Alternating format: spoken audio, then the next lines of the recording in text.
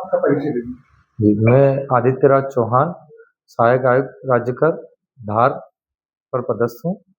और सर, ये जो मोदी जी ने अभी जीएसटी कंसाइनमेंट की जो घोषणा करी है, हुँ। जीएसटी की दरों को जो कम करा है, इससे आम व्यक्ति किस प्रकार से लाभान्वित होगा? एक तो सबसे पहले सीधा लाभ हम कोई भी जो है सामान्य समझ सकते हैं कि जो अलग-अलग टैक्स दरें थी पहले, काफ़ी सारी टैक्स दर थी, उस वजह से काफ़ी कॉम्प्लिकेशन होता था। उसका कंप्लायंस करने में और रिटर्न भरने में और उसका बही खाता वगैरह मैनेज करने में।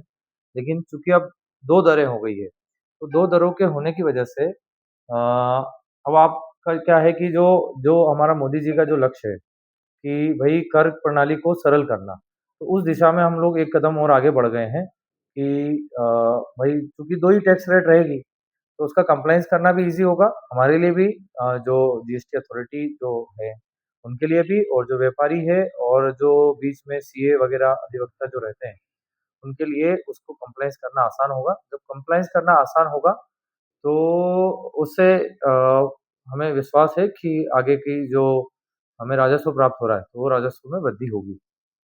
और लगभग कितने राजस्व की वृद्धि होने का अनुमान है? चूँकि ये अनुमान लगाया जाना तो अभी संभव नहीं है, क्योंकि कंप्लायंस बढ़ना व्यक्ति और व्यक्ति पर निर्भर करता है।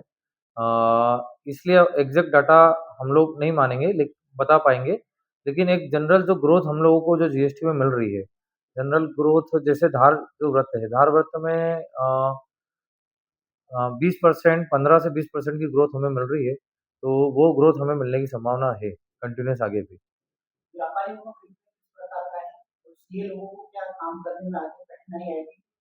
नहीं, कठिनाई नहीं आएगी और ईज़ी हो जाएगा, क्योंकि पहले बार-बार क्या होता था व्यापारी भी टैक्स रेट पूछता था कि इस पे क्या टैक्स रेट है, इस पे क्या टैक्स रेट है, सीए वगैरह से। तो अब क्या हो गया कि चूँकि 2 ही टैक्स रेट है, तो वो ज़्यादा आसान हो जाएगा उसको।